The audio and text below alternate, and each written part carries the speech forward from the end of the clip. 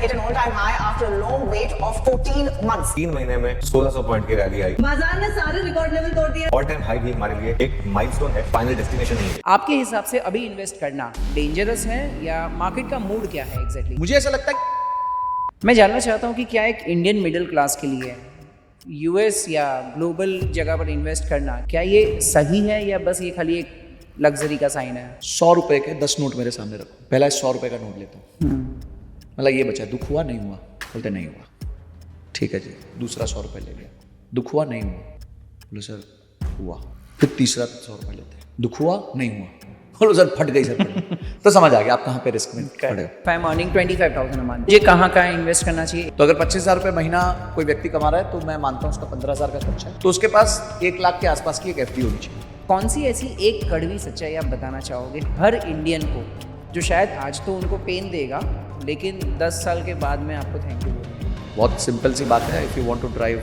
A Rolls Royce don't take advice from somebody driving a Maruti. तो समाज आपका साथ नहीं देने वाला, प्लीज़ समाज के साथ अपने इन्वेस्टमेंट्स को मत डिस्कस करना। 2026 में क्या ऐसा करे जिससे ज़्यादा पैसा कमा सकते हैं, मतलब कौन सी ऐसी चीज़ों पे हमें ध्यान देना चाहिए?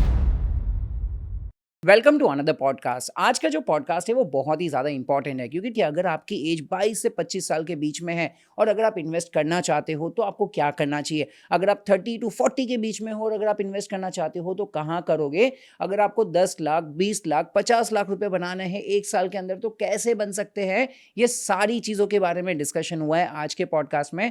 तो मेरे भाई आज का पॉडकास्ट मिस मत करना। इनफैक्ट एक और इम्पॉर्टेंट चीज़ के बारे में हमने आज बात की है, अगर आप चाहते हो कि 2026 में अपना करियर स्टार्ट करना चाहते हो, बिजनेस स्टार्ट करना चाहते हो तो कौन से सेक्टर में सबसे ज़्यादा अपॉर्चुनिटी है, कौन से सेक्टर में कौन सी स्किल की ज़रूरत है, इन सारे ही टॉपिक पे डिस्कस किया है हमने डिटेल लेवल पे।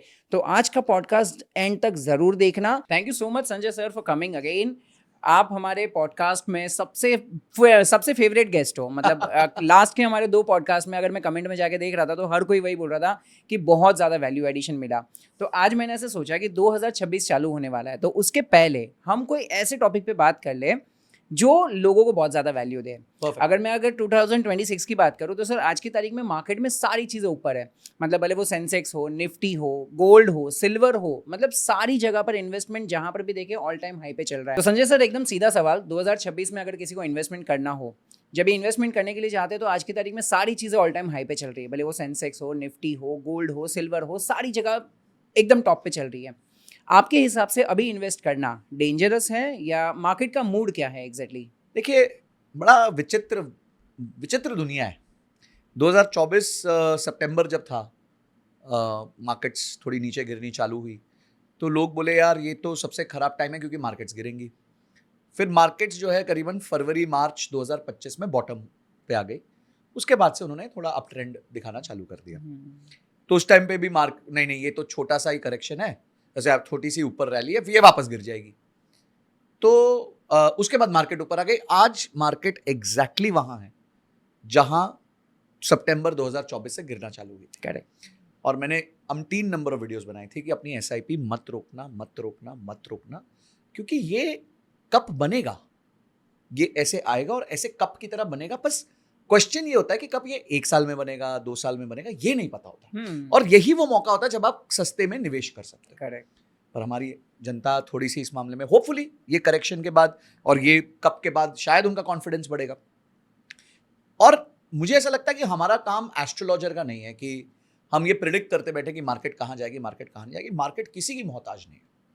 ये थंबनेल के लिए ठीक है, CNBC या फिर जी न्यूज़ ये लोग के लिए ठीक है, बट एक आम निवेशक जो है वो बिल्कुल प्रिडिक्ट नहीं कर सकता मार्केट कहाँ जाएगी। अगर वो प्रिडिक्ट कर पाता होता तो बहुत अमीर होता है। क्यों 95% लोग पैसा नहीं कमा पाते। अब आते हैं डिफरेंट एसेट क्लासेस पे, और सब एसेट क्लासेस का स्वभाव होता है। लोग निवेश में क्यों मार खाते हैं? क्योंकि वो अपने स्वभाव को और एसेट क्लास के स्वभाव को मैच नहीं कर पाते। अब मैं एक सेफ निवेशक है तो वो अगर वो इक्विटी में जाएगा वो रोने लग जाएगा, तो जैसे 2-3% नीचे गिरा वो तो टेंशन में आ जाएगा, स्ट्रेस में आ जाएगा। करेक्ट। क्योंकि वो सेफ निवेशक था। तो आप अपने स्वभाव के हिसाब से एसेट के स्वभाव को मैच करो, तभी आप एक अच्छे निवेशक और एक कंटिन्यूअस निवेशक बन पाओगे। अब 2026 का जो टाइम है, मुझे ऐसा लग रहा है कि जो बहुत खराब चीजें थी वो हमारे पीछे जा चुकी हैं 2025 बड़ा अजीबोगरीब सा साल था। हम्म, युद्ध था, yes. इंडिया पाकिस्तान का युद्ध हुआ, डोनाल्ड ट्रंप ने बहुत इंडिया पे, मचाई कि yes. भाई आके मैं टैरिफ लगा टैरिफ दूंगा, लगा ये कर देंगे। दूंगा, मूड बदलता था, पिछली रात बोलते थे 50 करूंगा, फिर 100 करूंगा, मूडी आदमी है, कुछ भी करते रहते हैं।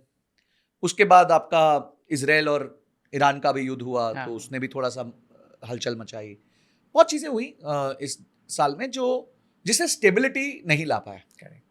बट अगर आप देखें, इन सब के कारण गोल्ड और सिल्वर भाग गया, क्योंकि गोल्ड सेफ हेवन बन गया कि भाई कुछ समझ नहीं आ रहा, गोल्ड खरीदना चालू करो।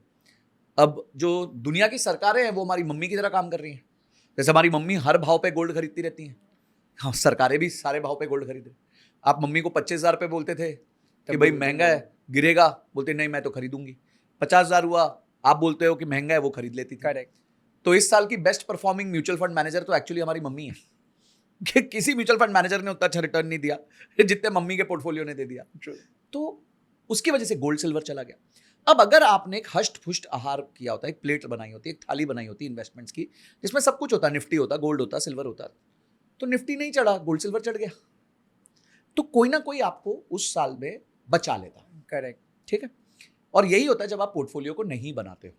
आप सोचते हो मैं भगवान हूं, मैं तो जो स्टॉक में पैसा डालूंगा वो अगले दिन डबल हो जाएगा, वो उसके अगले दिन हाफ हो चुका होता है, तो आप बोलते हैं पता नहीं क्या होगा क्या नहीं होगा, और जब वो वापस अपने भाव पे आता है आप निकल जाते हो। निकल जाते हैं, सही है। उसके बाद वो रैली करता है, तो बार बार लोग क्या बोलेंगे, जिस दिन मैं खरीदता हूं उस दिन गिर जाएगा, जिस दिन मैं बेचता हूं उस दिन चढ़ जाएगा, क्योंकि आपको समझ नहीं है। ट्रू। सो आई थिंक 2026 में कोई मेरे को एक्सट्रीम नेगेटिव न्यूज नहीं दिख रही है अभी तक। दुनिया बड़ी वेरिएबल है, कुछ भी हो सकता है, और जिस वजह से मुझे लग रहा है कि अब पार्टी जो वापस ये 26,000 आ गया निफ्टी, उसका फिर से 10-15% गिरने का कोई अभी मेरे को दिख रहा नहीं है, तुक नहीं दिख रहा है। करेक्ट। हो तो कुछ भी सकता है पर दिख रहा नहीं है, मतलब विजिबिलिटी नहीं दिख रही। तो क्या करना चाहिए इस पॉइंट से? अब या तो मार्केट फ्लैट रहेगी अगर उसको कुछ पॉजिटिव न्यूज नहीं मिले, या अगर कोई न्यूज पॉजिटिव मिल गई तो चढ़ जाएगी। Market is only waiting for 1 or 2 positive news, फिर मार्केट भागने के पूरी ताक में कि ये भाग जाऊंगी मैं, और आपको पता भी नहीं चलेगा निफ्टी कब 26 का 30 हो जाएगा, पता भी नहीं चलेगा।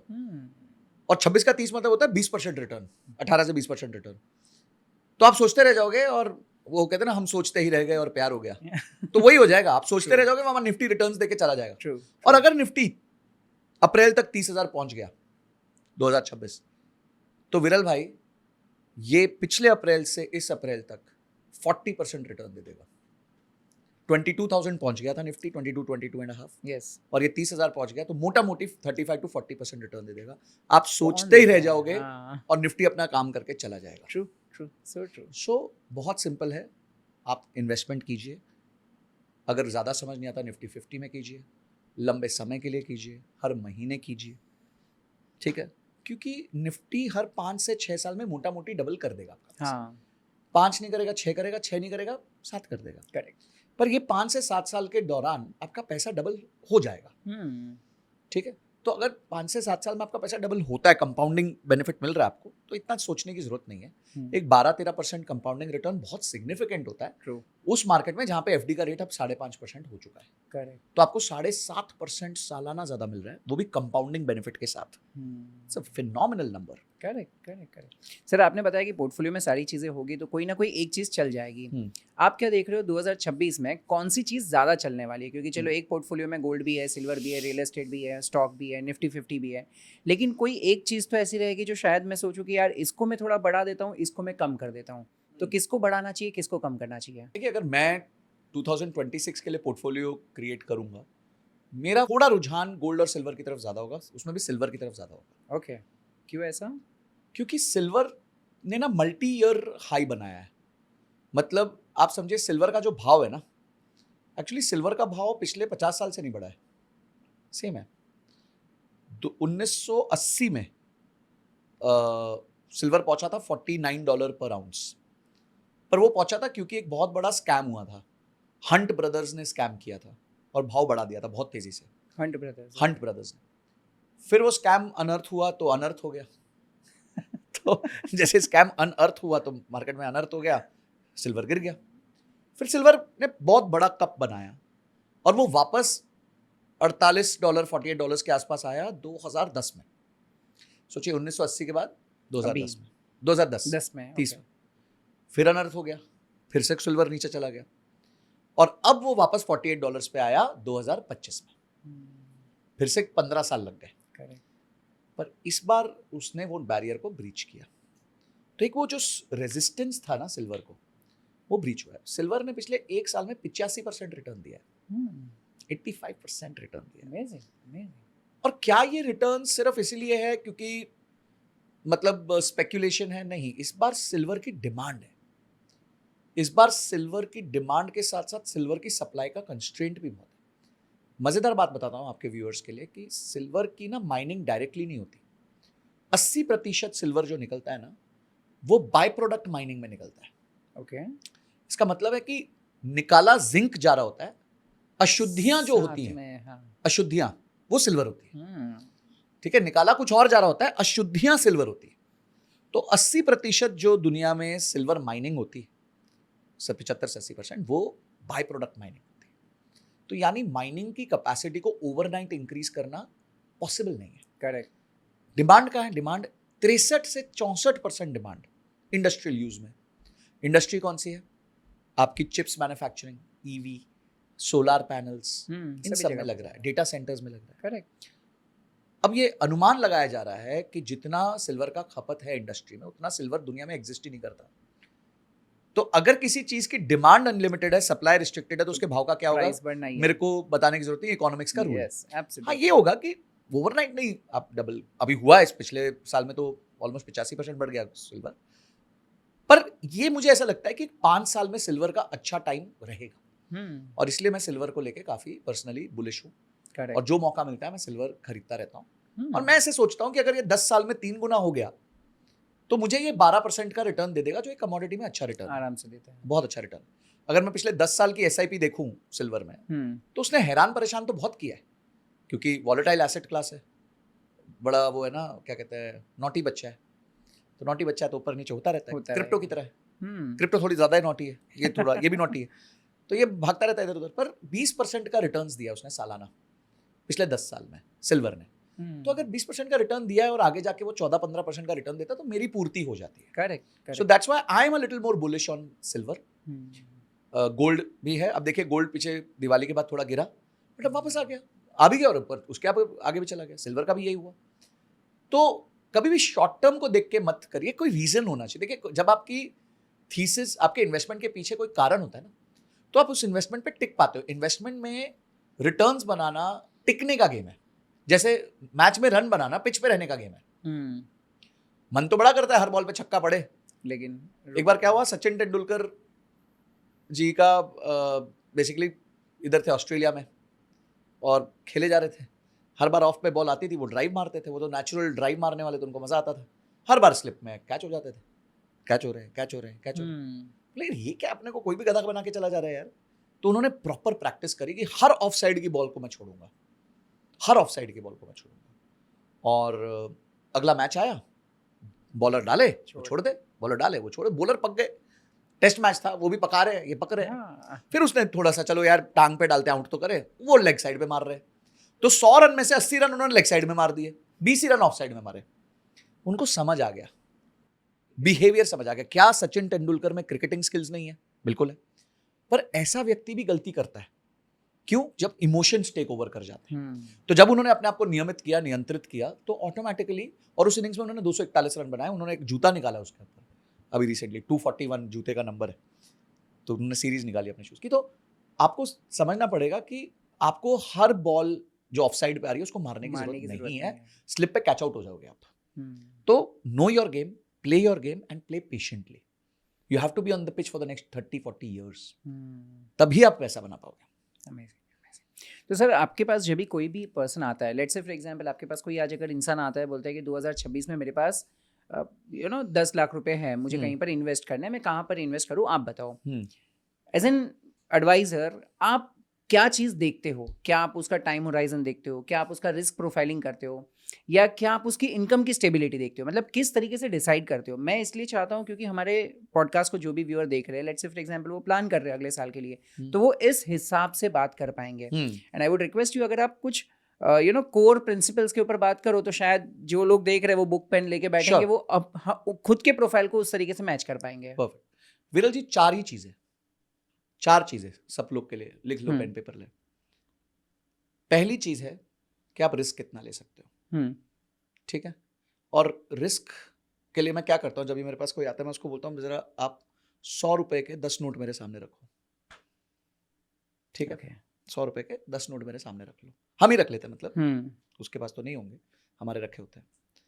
मतलब ये आपका पोर्टफोलियो है। पहला 100 रुपए का नोट लेता हूँ, मतलब ये बचा, दुख हुआ नहीं हुआ, बोलते नहीं हुआ, ठीक है जी। दूसरा 100 रुपए ले लिया, दुख हुआ नहीं हुआ, बोले सर हुआ, कितना हुआ, बहुत हुआ, झेल सकता हूँ सर। फिर तीसरा 100 रुपए लेते हैं, दुख हुआ नहीं हुआ, बोलो सर फट गई, सर फट गई। तो समझ आ गया आप कहाँ पे रिस्क में पड़े हो। तो हम देखते हैं कि ये बंदा 10 से 15-20% से ज्यादा नीचे नहीं देख पाएगा। तो अब जो पूरा पोर्टफोलियो कंपोज होगा वो ये बात से होगा कि 15% से नीचे वो पोर्टफोलियो नहीं जाना चाहिए, वर्स्ट केस में भी। करेक्ट। तो डिस्चार्ज, हमारे को आंसर मिल गया, रिस्क का आंसर मिल गया। आप भी ऐसे कर सकते हो, ठीक है, कि आप चेक करो कि आपका रिस्क क्या है। कभी भी देखिए अपने आप से झूठ मत बोलिए, नहीं मैं तो रोज रिस्क लूंगा सर, क्या बड़ी बात है, मैं तो 20 साल के लिए निवेश कर रहा हूँ। 2% मार्केट गिरी, सबसे पहले उसी आदमी का फोन आता है। मतलब अरे तुम्हें बोला था 20 साल तक फोन नहीं करना, बोले नहीं सर वो 3% मार्केट गिर गई। मतलब देखो तभी फोन करना जब 3% मार्केट गिरने पे आपको और निवेश करना है। If you want to invest more then call me, else don't call me. तंग मत करो, हमने पहले डिस्कस कर लिया था। तो आइटम नंबर 1 आपको जो देखनी है वो है कि रिस्क कितना ले सकते हैं। पॉइंट नंबर 2, क्या आपको उस एसेट क्लास से कैश फ्लो की उम्मीद है कि नहीं है। ये बहुत इंपॉर्टेंट क्वेश्चन है। क्या आपको उससे ऐसी उम्मीद है कि मेरे को मंथली कुछ पैसा मिले, क्वार्टरली कुछ पैसा मिले, एनुअली कुछ पैसा मिले, मेरे को कुछ मिले, ये उम्मीद है कि नहीं। अगर ये उम्मीद है तो ऑब्वियसली इक्विटी में पैसा नहीं जा सकता, क्योंकि इक्विटी में जाएगा तो फिर डिविडेंड स्टॉक्स में जाएगा जिनमें ग्रोथ के चांसेस कम है। तो क्या आप एज अ निवेशक जो ये पैसा निवेश कर रहे हो उसमें आपको पैसिव इनकम या मंथली इनकम या क्वार्टरली इनकम की आवश्यकता है कि नहीं है, ये आप डिसाइड कर लो बिल्कुल शांति से और अपने आप के साथ ऑनेस्ट रहो। करेक्ट। तीसरी चीज, क्या इस एसेट क्लास से आपको ग्रोथ की उम्मीद है कि नहीं है। फॉर एग्जाम्पल आप कहते हो मेरे को फिक्स्ड रिटर्न चाहिए, ग्रोथ की उम्मीद नहीं है। तो हमें पता है फिक्स्ड डिपॉजिट है, कॉर्पोरेट बॉन्ड्स हैं, डेट बेस्ड म्यूचुअल फंड्स है। आप कहते हो सर थोड़ा सा रिटर्न्स भी हो जाए फिक्स्ड और थोड़ा सा अपना वैल्यू भी बढ़ती रहे। तो हमें पता है म्यूचुअल फंड्स IDCW स्कीम, ठीक है, income distribution and capital withdrawal scheme, इसको कहते हैं, हम IDCW कहते हैं, जो महीना महीना आपको डिविडेंड देता रहता है। हमें पता है हम कर सकते हैं, क्योंकि आपको डिविडेंड भी चाहिए, ग्रोथ भी चाहिए। तो आपने ये तय कर लिया कि मेरे को हाइपर ग्रोथ नहीं चाहिए, मैं अपनी ग्रोथ में से कुछ हिस्सा खाऊंगा। तो फिर आप हाइपर ग्रोथ नहीं मांग सकते। हाइपर ग्रोथ चाहिए तो हाइपर ग्रोथ चाहिए तो डिविडेंड, मतलब जो मंथली इनकम है वो क्रॉस हो जाएगी। हाँ करेक्ट, क्योंकि वही पैसा तो निवेश होगा ना, फिर से कंपाउंडिंग वहीं से आएगी। कंपाउंडिंग होगा। और चौथा और सबसे इंपॉर्टेंट जो पूरी दुनिया भूलती है, लिक्विडिटी, कि बटन दबाया पैसा आया, ऐसी सिचुएशन चाहिए। या सर मैं 5 साल के लिए ये पैसा भूल सकता हूं, सर मैं 10 साल के लिए ये पैसा भूल सकता हूं, मैं 15 साल के लिए पैसा भूल सकता हूं। कुछ लोग आते बोले सर हमने पिछले साल प्लॉट लिया था, ठीक है, हमें पैसे की जरूरत है, प्लॉट बिक रहा नहीं है। तो जब लिया था तो पता नहीं था 1 साल बाद पैसा चाहिए। आप रियल एस्टेट लेते हो, आपको पता होना चाहिए। करेक्ट। 5 साल, 7 साल, 10 साल भी लग सकता है। तो क्या आपको लिक्विडिटी की जरूरत है, यस या नो? ये 4 पॉइंट्स को हमारे को आंसर करना होता है। इसके अलावा हमारे को मेजरली बाद में गोल प्लानिंग होती है, वो सब अलग है, पर इससे हमें नेचर पता चल जाती है व्यक्ति की। 4 पॉइंट्स वंस अगेन बोलूंगा।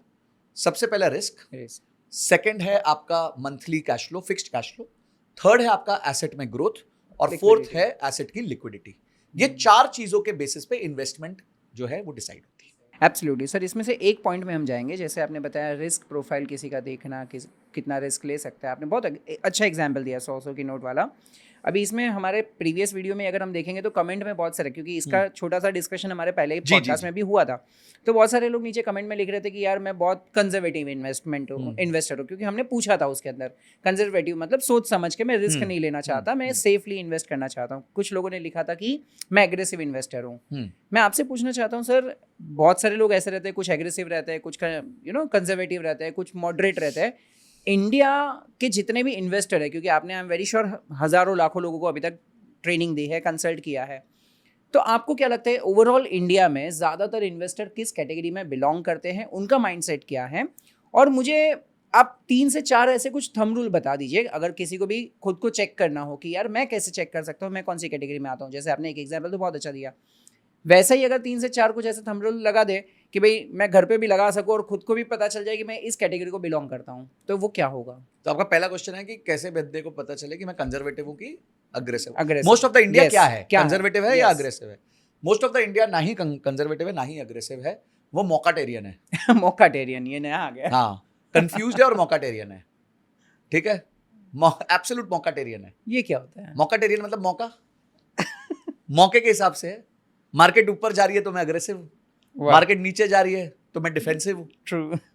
जबकि होना उल्टा चाहिए, बट ठीक है, बिहेवियरल फाइनेंस ऐसे ही बेचारे वॉरेन बफेट पिछले 60 साल से सिखाते सिखाते थक गए। हम तो अभी अभी आए हैं पिक्चर में, हाँ। वो तो 60 साल से बुक्स के माध्यम से, एजीएम के माध्यम से, सबके माध्यम से सिखा रहे हैं लोगों को। करेक्ट। भाई लोग रिवर्स मौकाटेरियन है, ऊपर जाती हुई मार्केट में अग्रेसिव होते हैं, नीचे जाती हुई मार्केट में कंजर्वेटिव हो जाते हैं। And see that is because we don't have financial knowledge.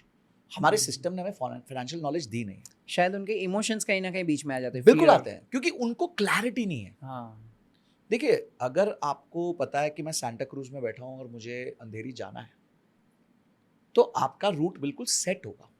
पर आप सांता क्रूज में रोड पे खड़े होकर बोलोगे मुझे कहीं जाना है, तो कहाँ जाओगे? आपको ना गूगल मैप भी नहीं हेल्प कर सकता। बोले गूगल मैप है तू भाई, तेरे को सब पता है, पर वो भी नहीं हेल्प कर सकता जब तक आपको पता नहीं आपको जाना कहाँ है। ट्रू। तो दैट इज द मिस्टेक। और इसीलिए लाइफ में जब आप निवेश की बात करते हैं तो लाइफ को बकेट्स में पहले बांटिए।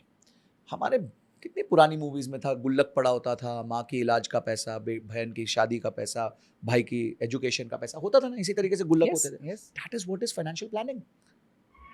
इतना सिंपल है, और हर लेवल पे रिस्क अलग लेवल है। आपने अगर जिंदगी में जब आप गाड़ी में बैठते हैं सबसे पहले सीट बेल्ट पहनते हैं, हमने इस पर चर्चा भी करी थी, और फिर से करूंगा, बार बार करूंगा, अगले 10 जब तक जिंदा हूं तब तक करूँ, क्योंकि लोग नहीं पहनते, घुसने के बाद भी नहीं पहनते। आज तक सोचो ना, हमारी ट्रैफिक पुलिस भी बेचारी बोलती रहती है पहन लो पहन लो पहन लो पहन लो, जबकि सबको पता है जरूरी है, करेक्ट, पर नहीं पहनते। तो हम भी फाइनेंस वाले, हम भी टिके रहेंगे, पहन लो पहन लो पहन लो पहन लो। अपना इमरजेंसी फंड बनाओ, अपनी हेल्थ इंश्योरेंस लो, अपनी लाइफ इंश्योरेंस लो, पहले अपना सीट बेल्ट पहन लो ना। देखिए, अगर मुझे क्लियर हो गया मैं सिक्योर हूं, तो जो मेरा बचा हुआ पैसा है, मैं 1 लाख रुपए कमाता हूँ, 50,000 रुपए खर्च करता हूँ, मेरे पास मेरा इमरजेंसी फंड है, मेरे पास मेरा इंश्योरेंस है, मेरे पास लाइफ इंश्योरेंस है, 50,000 रुपए मेरे पास बच रहे हैं। इस 50,000 का क्या होगा? निवेश होगा। और अगर मुझे क्लैरिटी है कि मेरे पास 50,000 रुपए बच रहे हैं, बाकी सब सॉर्टेड है, तो I can take more larger bets, more riskier bets with this money. Correct, क्योंकि बाकी तो मैं सेट हूं ना लाइफ में, करेक्ट। बाकी तो मेरे को कोई परेशानी नहीं है। जॉब गया तो 6 महीने का अपने पास है पैसा, हेल्थ गई तो हेल्थ इंश्योरेंस है, और खुदा ना खास्ता लाइफ गई तो परिवार सुरक्षित सेफ है। तो आपने हर चीज करके रखी है। तो हमारे यहाँ निवेशक सबसे पहले अपने आप को क्लैरिटी में लेके आए कि मेरे को पहले अपने आप को मेंटली फ्री करना है, मेरे को अपने आप को मेंटली सिक्योर करना है, ये सबसे पहले करें। अब आता है कि निवेश के टाइम में अपने रिस्क को कैसे इवैल्यूएट करूं, मैं कितना रिस्क ले सकता हूं। Risk is very personal to everyone. हमारे पास एक क्लाइंट है, ओल्ड 65 थे, बोलते मुझे एफडी करनी है, मतलब वेरी गुड। बोलते मुझे सिर्फ स्टेट बैंक ऑफ इंडिया में एफडी करनी है। अब उनको HDFC, ICICI, एक्सिस, इन पे भी भरोसा नहीं है, मगर मेरे को सिर्फ स्टेट बैंक ऑफ इंडिया में एफडी करनी है। मैंने बोला सर, सब में ही 5 लाख तक का सुरक्षा है, कल को बैंक डूबा तो reserve bank of India 5 lakh रुपए तक दे देगा, स्टेट बैंक में भी 5 लाख ही देगा, HDFC में भी 5 लाख देगा, नहीं, वो स्टेट बैंक ऑफ इंडिया में कर। आई रिस्पेक्ट दैट पर्सन, उनको क्लैरिटी है कि मेरे को करनी है तो स्टेट बैंक ऑफ इंडिया में ही करनी है, क्योंकि रिस्क बिल्कुल नहीं लेना है मुझे। So, इसी तरह आपको क्लैरिटी होना जरूरी है, और क्लैरिटी होने के लिए आपको 4 स्टेप करने हैं। आपको सबसे पहले अपने गूगल मैप में डालना है आपको जाना कहाँ है, where do you want to go, why is this money for, मुझे ये पैसा क्यों चाहिए। First comes the why, then comes how much, and then comes when. मुझे क्यों पैसा चाहिए, मुझे कितना पैसा चाहिए, और मुझे कब पैसा चाहिए। अभी एक इन्वेस्टर हमारे पास आया, पहले उन्होंने पूरी फाइनेंशियल प्लानिंग करी, गोल्स हमने डिराइव किए, उनके बच्चों की एजुकेशन, बच्चों की शादी, उनका पर्सनल गोल्स, घर खरीदना, गाड़ी खरीदना। वेल टू डू थे, अच्छा कमा रहे थे, पर स्कैटर्ड थे, गोल बेस्ड प्लानिंग नहीं करी हुई थी। करी बहुत अच्छे से हमने प्लान कर दिया, सब कुछ करने के बाद लास्ट में उनके पास फिर भी पैसा बच रहा था। मैंने बोला देखिए सर, ये जो पैसा है ना, ये इससे आप रिस्क लो, क्योंकि ये पैसे की तो आपको आवश्यकता ही नहीं है, बाकी आपने सब सॉर्ट आउट कर दिया है। तो उन्होंने उस पैसे को जो है हाई रिस्क फंड्स में डाला और बोला संजय जी 30 साल तक नहीं देखेंगे, 30 साल तक नहीं देखेंगे।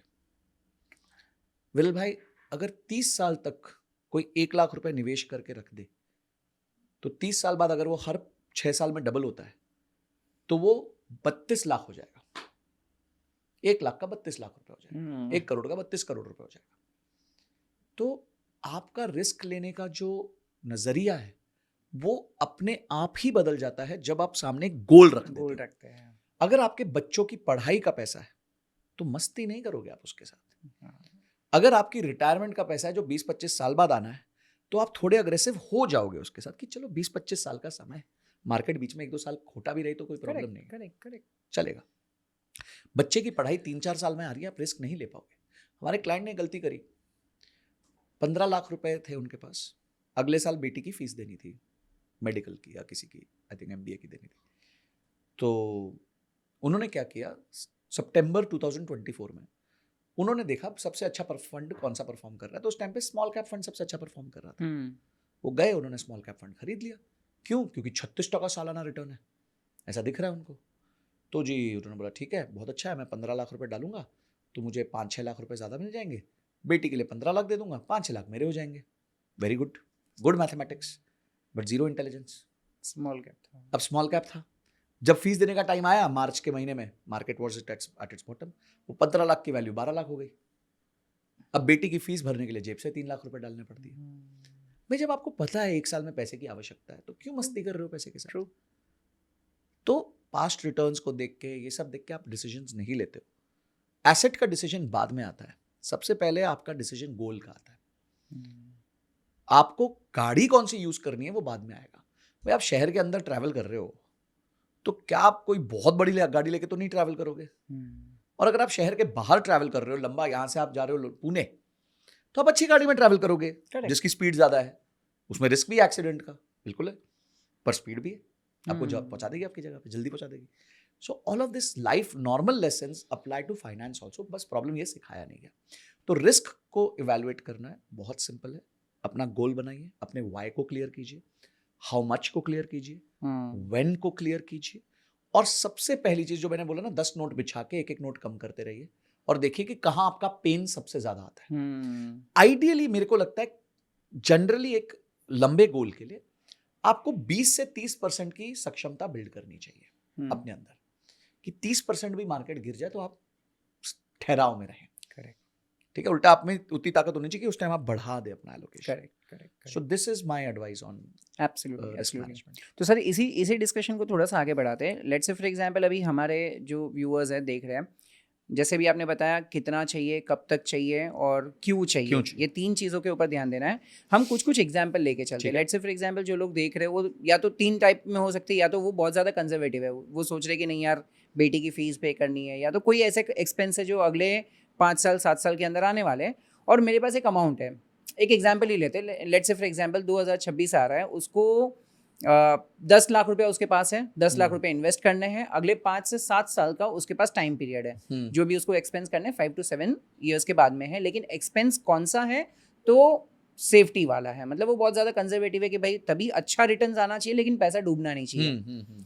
तो ऐसे बंदे के लिए आप किस तरीके से असेट अलोकेट करोगे? मैं आप लोगों को बता दूं, मैं तीनों एग्जाम्पल लूंगा। मतलब हम पहले कंजर्वेटिव के लिए आप असेट एलोकेशन बताइए कि उनको क्या करना चाहिए अगर उनको सेफ्टी रखनी है। देन हम बात करेंगे एग्रेसिव अगर कोई रहेगा कि भाई हाई रिस्क हाई रिटर्न वाला, तो उसके लिए भी क्या करेंगे जिससे आपको डिफरेंशिएट पता चल जाए, राइट?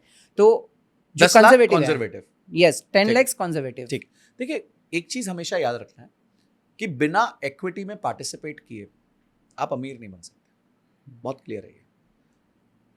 आप बिजनेस करते हैं, आपके पास अपने बिजनेस की इक्विटी है, आप बिजनेस के मालिक हैं। करेक्ट। तो जैसे जैसे बिजनेस बढ़ेगा आपकी वैल्यू बढ़ेगी। ठीक है, कुछ लोगों के पास बिजनेस नहीं है, वो नौकरी करते हैं, तो वो कैसे कर सकते हैं? वो मार्केट में पार्टिसिपेट कर सकते हैं, वो रिलायंस का शेयर खरीद सकते हैं, TCS का खरीद सकते हैं, बड़ी बड़ी कंपनी के छोटे छोटे मालिक बन सकते हैं। डायरेक्ट नहीं समझ आता तो म्यूचुअल फंड्स के माध्यम से खरीद सकते हैं। पर बिना इक्विटी पार्टिसिपेशन के आप अमीर नहीं बन सकते, ये बहुत क्लियर है। क्योंकि वही चीज है जो आपको एफडी से कहीं ज्यादा रिटर्न्स दे सकती है। अब आते हैं कोई कंजर्वेटिव इन्वेस्टर है, उसके पास 7 साल का समय है, मेरे हिसाब से काफी लंबा समय है, और फिर भी वो कंजर्वेटिव है। तो कंजर्वेटिव की डेफिनेशन में ये मानता हूं कि एक ऐसा व्यक्ति जो 10% से ज्यादा ड्रॉप नहीं देख सकता, ऐसा व्यक्ति मान लेते हैं, ठीक है जी। तो हम उस व्यक्ति के लिए 50% जो उसका पैसा है, 50% जो पैसा है वो डेट इंस्ट्रूमेंट्स में रखेंगे। वो डेट इंस्ट्रूमेंट्स क्या हो सकते हैं? वो कॉर्पोरेट बॉन्ड्स हो सकते हैं, high quality corporate bonds, A+ rating वाले। वो डेट फंड्स हो सकते हैं, क्रेडिट रिस्क फंड्स हो सकते हैं, लिक्विड फंड्स हो सकते हैं, ये तरह के फंड्स हो सकते हैं। पर 50% पैसा उनका डेट में रहेगा, जिसका ड्रॉ डाउन यानी कि गिरने की चांसेस ऑलमोस्ट 0 है। तो पोर्टफोलियो में 50% ऐसा हिस्सा है जो गिरेगा ही नहीं, जो सेफ है, जो एकदम ही सेफ। अब 50% बचा, हम टोटल रिस्क कितना ले सकते थे? 10% ले सकते थे, पर 50% पे तो 0 रिस्क है, तो बचे हुए 50% पे हम 20% रिस्क ले सकते हैं। 20% भी कोई बहुत ज्यादा रिस्क नहीं है, स्मॉल कैप तो 50% गिर जाते हैं। उस केस में क्या है, कोई स्मॉल कैप और मिड कैप नहीं बन सकता आपका, सिर्फ 2 जगह एंट्री होगी, एक लार्ज कैप में होगी और एक हाइब्रिड में होगी। हाइब्रिड में क्या होगा, 35% उस हाइब्रिड म्यूचुअल फंड का भी डेट में होता है। तो अगर मुझे एक ऐसे व्यक्ति के लिए एलोकेशन करनी है 10 लाख की, तो मैं उसके लिए 2.5 लाख रुपए लार्ज कैप में डालूंगा, भारत की टॉप 100 कंपनीज, कोई भी एक अच्छे म्यूचुअल फंड के माध्यम से या ETF के माध्यम से। 25 रुपए जो है मैं एक कोई भी बैलेंस्ड एडवांटेज या हाइब्रिड फंड में डाल दूंगा। उस 25 रुपए में से मोटा मोटी 6-7 रुपए जो है वो उधार में जाएगा, 18 रुपए इक्विटी में जाएगा, और बचा हुआ 50 तो पूरे के पूरा जो है डेट पे जाएगा। अब रिटर्न समझ लेते हैं। डेट वाली साइड पे हमें लगता है कि हमारे को रिटर्न्स बन जाएगा औसतन 7 से 8% औसतन, और इक्विटी वाली साइड पे मैं मान रहा हूं कि हमें जो रिटर्न्स बनेगा वो बनेगा 9 से 10%। तो यहां आपको बना 7 से 8, वहां बना 9 से 10, तो मोटा मोटी आप 8 से 9% इस पोर्टफोलियो पे रिटर्न्स बना सकते हैं, जिसमें पोर्टफोलियो लाल कितना होगा? मैक्सिमम 10% के आसपास। अब ये बन गया एक portfolio composition for somebody who has 10 lakh rupees, 7-year vision and is a conservative investor. Correct, इतना क्लीन है, बस ये इस तरीके से आपने कर दिया। एब्सोल्युटली। और अगर सर यही चीज़ को अगर कोई ऐसा बंदा है जो सोच रहा है कि नहीं यार 10 लाख रुपए मुझे इन्वेस्ट करना है, बट अगर वो डूब भी गया तो भी मुझे चलेगा, लेकिन मुझे अगर मिल रहा है तो हाई रिटर्न्स चाहिए, तो कहाँ इन्वेस्ट करें? क्योंकि आजकल बहुत सारी जगह पर क्रिप्टो की भी बातें हो रही है, बहुत सारे ऐसे रिस्की जोन भी है, डायरेक्ट इन्वेस्टमेंट भी देखते कंपनीज में, तो आपके हिसाब से कहाँ उसे इन्वेस्ट करना चाहिए? इसमें ना 20 to 25% आप हाई रिस्क इन्वेस्टमेंट करो। फिर भी मैं ऐसा नहीं है कि ब्लाइंड पागल जैसा कुछ भी डाल दो। 20 to 25% आप हाई रिस्क इन्वेस्टमेंट करो। सिल्वर में पैसा डालो, क्रिप्टो में पैसा डालो, क्रिप्टो का पोर्टफोलियो बना लो। क्रिप्टो में अगर आप समझो 10 लाख में से 1.5 लाख रुपए डाल रहे हो उदाहरण के तौर पे, तो 1.5 लाख में भी मैं कहूंगा कि 25-30 हजार रुपए एकदम ही छोटे कॉइन्स में डालो, जहां आपको प्रोजेक्ट अच्छा दिख रहा है।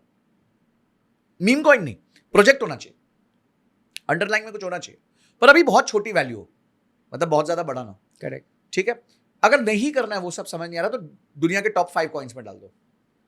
बिटकॉइन हो गया, इथेरियम हो गया, बाइनेंस हो गया, कार्डानो हो गया, सोलाना हो गया, पॉलीगॉन हो गया, XRP हो गया, ये 6-7 कॉइन्स है, उनमें आप डाल दो 1.5 लाख रुपए। 1 लाख रुपए आप सिल्वर में डाल दो, तो आपका हाई रिस्क पोर्टफोलियो वहां तैयार हो गया। करेक्ट, ठीक है। 15 से 20% आप इंटरनेशनल एक्सपोजर लो। नैस्डैक 100 में डालो, अमेरिका में। नैस्डैक 100 ने बहुत प्यारे रिटर्न्स दिए पिछले 18 साल में, सालाना 20-21% का रिटर्न दिया डॉलर टर्म्स में, मतलब रुपी टर्म्स में तो 25-26% रिटर्न हो गया। ठीक है, तो आपका बहुत अच्छा है, और लार्ज टेक कंपनीज हमेशा अच्छा करती हैं, और नैस्डैक 100 जो है वो उसी का कॉम्पोजिशन है। करेक्ट, तो ये आपने इंटरनेशनल कर लिया। चाइना इंडेक्स में आप पैसा डाल सकते हो, एक ETF है महाक टेक करके, उसके थ्रू डाल सकते हो, या फिर चाइना के म्यूचुअल फंड्स है, चाइना फंड ऑफ फंड है, उसके थ्रू डाल सकते हो। तो आप US में डालो, चाइना में डालो, आप ये 15% इसमें डाल दो, तो 25% आपने हाई रिस्क डाल दिया, 15% ही डाल दिया, अब आपके 40 रुपए चले गए। करेक्ट, बचे 60 रुपए। 60 रुपए में से आप 30 रुपए जो है वो फ्लेक्सी कैप और मल्टी कैप फंड्स में डाल दो। फ्लेक्सी कैप और मल्टी कैप फंड का नाम ही बता देता है कि आपको वो मल्टीपल कैपिटलाइजेशन बेस्ड कंपनीज में पैसा डाल देगा, तो 30 रुपए तो आपके वहां चले गए। अब उसमें लार्ज कैप भी है, स्मॉल कैप भी है, मिड कैप भी है। उसके बाद जो बचा हुआ आपके पास 30 रुपए है, उसमें से 15 रुपए आप मोमेंटम फंड्स में डालो। ओके, मोमेंटम फंड क्या है? जैसे निफ्टी 500 मोमेंटम 50 है, ये निफ्टी 500 में से हर 6 महीने में ऐसी 50 कंपनी ढूंढता है जो बहुत तेज भाग रही है। ठीक है, तो मार्केट जब 1 साल ऊपर जाएगी किसी भी साल, इतने आप तो 7-8 साल रुकने वाले हो, रिस्क ज्यादा ले सकते हो, उस टाइम ये छप्पर फाड़ रिटर्न दे देगा आपको। ऐसा रिटर्न देगा आपने सोचा नहीं होगा। ठीक है, और जब मार्केट खराब होगी तो थोड़ा बहुत लेके भी जाएगा, पर आप तो रिस्क देख पा रहे हो, आपको कोई परेशानी नहीं। करेक्ट। तो 15 रुपए आपने मोमेंटम में डाल दिया, बचा हुआ 15 रुपए आप जो है मिड कैप और स्मॉल कैप में डाल दो। ये हो गया आपका एकदम मिसल पाव तीखा, पाव भाजी तीखा, vada pav with chutney and मिर्ची, ये उस लेवल का पोर्टफोलियो है। तो भाई हाजमा ठीक रखना, नहीं तो सुबह सुबह बहुत परेशानी होगी। तो पेट में ताकत हो, सो ट्रू, ठीक है, तभी इतना मसालेदार खाना खाने की हिम्मत करना। याद रखना, देखिए मसाला हम कितना भी डाल सकते हैं, हम तो बावर्ची हैं, हम तो फाइनेंशियल एसेट क्लास में पूरा बहुत मसाला डाल सकते हैं। करेक्ट, बट आपको पता होना चाहिए कि क्या आपको वो सूट करेगा कि नहीं करेगा। अब इस पोर्टफोलियो में आप पूछ सकते हो मुझे, संजय सर, कि कितना डाउनसाइड जा सकता है? 50% भी जा सकता है। ये 10 लाख का पोर्टफोलियो ओवरनाइट 5 लाख भी हो सकता है। और ऊपर कितना जा सकता है? कितना भी जा सकता है। क्रिप्टो की कोई सीमा नहीं है। मोमेंटम फंड्स बहुत तेज भागते हैं। मिड कैप स्मॉल कैप ने दिखाया है कि वो बहुत तेज भागते हैं। मैं मिड कैप स्मॉल कैप की आपको बात बताऊं तो करीबन 10 साल पहले टोटल कैपिटलाइजेशन में से करीबन 75 से 80% कैपिटलाइजेशन लार्ज कैप होता था। मतलब अगर समझिए लार्ज मिड स्मॉल ऐसे है, करेक्ट, और टोटल मार्केट है, तो उसमें से 80% के आसपास जो वैल्यू था वो लार्ज कैप कंपनीज का था। बचा हुआ 20% मिड कैप और स्मॉल कैप का था। आज वो नंबर पता है क्या है? 60-40 है। यानी स्मॉल कैप और मिड कैप भागी है और उन्होंने अपना वर्चस्व बढ़ाया है। तो अगर किसी ने 10 साल पहले स्मॉल कैप मिड कैप में डाला होता तो उसको बहुत अच्छा वैल्यू मिला होता। और क्या ये अंत है? नहीं, भारत की तो अभी शुरुआत है। विकसित भारत 2047 आने वाला है। 22 साल जो है बहुत फोकस है, एजुकेशन हो रहा है, पावर बढ़ रही है, कंजम्पशन बढ़ रही है, बहुत कुछ बढ़ रहा है जिसकी वजह से भारत आगे बढ़ेगा। छोटे छोटे ब्लिप्स आते रहते हैं तो पार्ट है लाइफ का। करेक्ट, मौके हैं, धोखे नहीं है। Absolutely great. सो सर, आपने ये दोनों लोगों के बारे में बात कर ली। कंजर्वेटिव अगर सेफ्टी करना है तो भी क्या करना है, एग्रेसिव करना है तो भी क्या करना है। अभी हम तीसरे कैटेगरी की तरफ आते हैं। लेट्स से फॉर एग्जांपल एक ऑप्शन आपके बहुत सारे वीडियो में मैंने ये भी देखा है, आप बहुत बार लमसम और एसआईपी के बारे में भी बात करते हो कि अभी लेट्स से फॉर एग्जांपल मेरे पास आज 10 लाख रुपए आ गए हैं, भले वॉट एवर रीजन बोनस आ गया या कुछ प्रॉपर्टी सेल कर दिया किसी भी तरीके से, अब मुझे इन्वेस्ट करना है 2026 में। दो तरीके हैं, या तो मैं जैसे भी आपने पोर्टफोलियो डिवाइड करके दे दिया, मैं अपनी रिस्क प्रोफाइलिंग करूं और एक साथ पूरा इन्वेस्ट कर लूं अलग अलग कैटेगरी में, या तो तीसरी कैटेगरी जो आप बता रहे थे मोमेंटम के बारे में, कि चलो मैं कुछ अमाउंट अभी स्टार्टिंग में डाल दूं और बाकी अमाउंट मेरे पास सेव रखूं, कुछ अगर मोमेंट आए तब मैं इन्वेस्ट करूं। ठीक है, या तो एसआईपी करूं। तो कहाँ, मतलब क्या करना चाहिए ऐसे लोगों को? अगर आपका व्यू बहुत लंबे समय का है तो लमसम ओके। मतलब अगर आपका व्यू 8-9 साल 7-8-9 साल का है तो कोई लमसम में प्रॉब्लम नहीं। पर लमसम करते हुए आपको डर लगता है, भाई इतना पैसा कैसे डाल दूं, रिस्क हो, मेरे लिए रिस्क है, तो आप 50% लमसम कर दो, 50% एसआईपी कर दो। आप ये कह दो कि भाई मेरे को 7-8 साल के लिए पैसा डालना है, तो मैं काम करता हूँ 50% आज डाल देता हूँ, बचा हुआ 50% अगले 18 महीने में डाल दूंगा। करेक्ट। तो उदाहरण के तौर पे आपके पास 10 लाख थे, आपने 5 लाख रुपए डाल दिए, 5 लाख रुपए बचे हैं, आपने 25-30 हज़ार रुपए महीने की एसआईपी बांध ली और उन्हीं फंड्स में एसआईपी करनी चालू कर दी। उस दौरान जो 5 लाख रुपए हैं वो लिक्विड फंड में डाल दिया। तो एसआईपी नहीं, एसटीपी होती है, सिस्टमैटिक ट्रांसफर प्लान होता है। यानी कि आपके पास ऑलरेडी म्यूचुअल फंड में पैसा पड़ा होगा, डेट बेस्ड म्यूचुअल फंड में होगा, जहां से पैसा उठ के आपका चला जाएगा। तो वो जो पैसा आपका 5 लाख है वो भी आपको 5-6% कमा के दे देगा। मतलब वो भी 0 रिटर्न्स नहीं देगा आपको, छोटा मोटा कमाई वो भी आपको करते दे देगा। तो अगर आप डरते हो तो 50-50 कर लो, हिम्मत है तो 100-0 कर लो, बहुते डरते हो तो प्योर एसआईपी पे चले जाओ, फिर 18 महीने की जगह 24 महीने में इन्वेस्ट करते हो। देखिए इसमें ना फाइनेंस में मैं आपको बताता हूँ हमारी प्रॉब्लम क्या है। हम लोग है ना ऑल और नथिंग अप्रोच पे चलते हैं, या तो सब करेंगे या बिल्कुल नहीं करेंगे। ऐसे नहीं होता है। आपको मजेदार चीज फाइनेंस में ये है कि इतने ऑप्शंस हैं जिसका हिसाब नहीं है। आपको ये सूट नहीं करता, ये ले लो जी। करेक्ट। आपको ये सूट नहीं करता, ये ले लो जी। ऐसे सूट नहीं करता सर मेरे को, ऐसे कर लो जी। मेरे को एसआईपी नहीं सूट करती, लमसम कर लो। मेरे को लमसम सूट नहीं करती, एसआईपी कर लो। मेरे को दोनों सूट नहीं कर रही, मतलब मेरे को दोनों का समझ नहीं आ रही, आधा आधा कर लो। अरे कुछ भी करो पर करो। करेक्ट। टेक एक्शन, प्रोक्रेस्टिनेट मत करो। एब्सोल्युटली। सर अभी आपने एक और चीज़ बताई यूएस मार्केट और चाइना मार्केट में डालने के लिए। इवन अंकुर वारिकू के भी कुछ वीडियोस मैंने देखे थे, वहाँ पर भी वो बोलते हैं कि इंडियंस को अगर ज़्यादा रिटर्न्स चाहिए तो यूएस मार्केट में अपना फंड इन्वेस्ट करना चाहिए, डाइवर्सिफाई करना चाहिए। मैं जानना चाहता हूँ कि क्या एक इंडियन मिडिल क्लास के लिए यूएस या ग्लोबल जगह पर इन्वेस्ट करना क्या ये सही है या बस ये खाली एक लग्जरी का साइन है? देखिए, मेरा मानना ये है कि अगर आपकी SIP 40-50 हज़ार से नीचे तो मत फोकस करिए सब चीज़। India has enough for you. आप multi cap, flexi cap, small cap, mid cap, large cap, momentum, value, quality, हर तरह के फंड में पैसा डाल सकते हो। तो you don't need to travel abroad. मतलब पैसे को आपको फ्लाइट नहीं करना है कि आप उधर चले जाओ। अगर आपकी लागत ज़्यादा है, 50,000, 60,000, 70,000 रुपये आप SIP कर रहे हो महीने की, तो एक 10-20% आप डेफिनेटली US चाइना देख सकते हो। उसमें निवेश करने के बहुत अच्छे तरीके हैं। इंडिया में दो तरीके से आप कर सकते हो। या तो आप ETF के माध्यम से कर सकते हो, या फिर आप म्यूचुअल फंड्स के माध्यम से कर सकते हो। म्यूचुअल फंड भी ETF ही खरीदता है। तो अगर आपको ऐसा मतलब ETF नहीं समझ आता, आपके पास डीमैट नहीं है, ये सब नहीं है, तो आप म्यूचुअल फंड के माध्यम से कर सकते हो, कोई प्रॉब्लम नहीं। करेक्ट। पर मुझे ऐसा लगता है कि छोटे निवेशक के लिए ये US चाइना ये सब सोचने की बहुत ज़्यादा जरूरत नहीं। आप पहले इवॉल्व करो, पहले इन्वेस्ट करो। मतलब Correct. आप भारत में तो देखो, वॉलेटिलिटी झेल के देखो, क्योंकि ये सब इंडेक्सेस जो है वॉलेटाइल भी बहुत हैं। US का इंडेक्स, नैस्डैक का अगर आप मूवमेंट देखो तो वेरी हाईली वॉलेटाइल इंडेक्स। तो उतनी क्षमता होनी चाहिए आप में झेलने में। पता चला 10% नीचे गिर गया, आप डर के मारे चले गए और आपने दुकान नुकसान कर दिया। नुकसान कर लिया। तो that's not gonna work. Correct. तो इस तरीके से आप करिए। बाकी यही है कि छोटे निवेशक के लिए US चाइना नहीं है। इवन आजकल बहुत ज़्यादा हम इंस्टाग्राम और यूट्यूब पे देखते हैं, लोग क्रिप्टो के बारे में बात करते हैं। एक टाइम था जब क्रिप्टो का चलो ट्रेंड था, आज इतने ज़्यादा लोग बात नहीं कर रहे। तो आपको क्या लगता है कि अगर मैं इन्वेस्ट करने के लिए प्लान करूँ और क्रिप्टो में प्लान करूँ तो क्या ये सही टाइम है या क्रिप्टो का ट्रेंड चला गया अभी? देखिए, ट्रेंड हमारे लिए है ही नहीं, क्योंकि क्रिप्टो अब पहले ना क्रिप्टो के एसेट क्लास को समझते हैं। Highly volatile, highly risky, but possibility of good returns.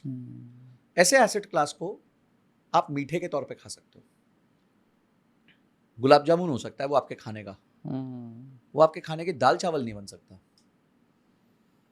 ठीक है, तो स्वभाव जानना जरूरी है। आप मुझसे पूछोगे क्या मैं क्रिप्टो में इन्वेस्ट करता हूँ? बिल्कुल करता हूँ।